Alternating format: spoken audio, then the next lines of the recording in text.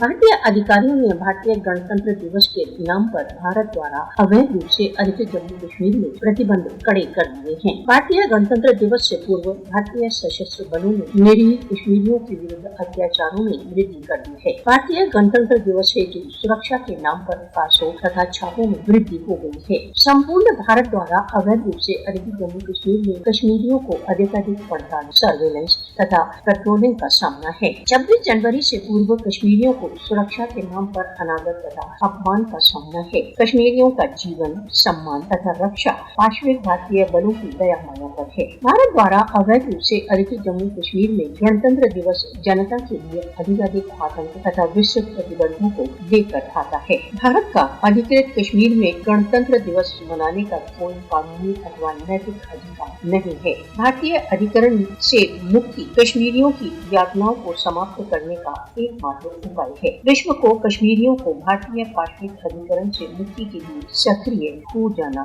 चाहिए।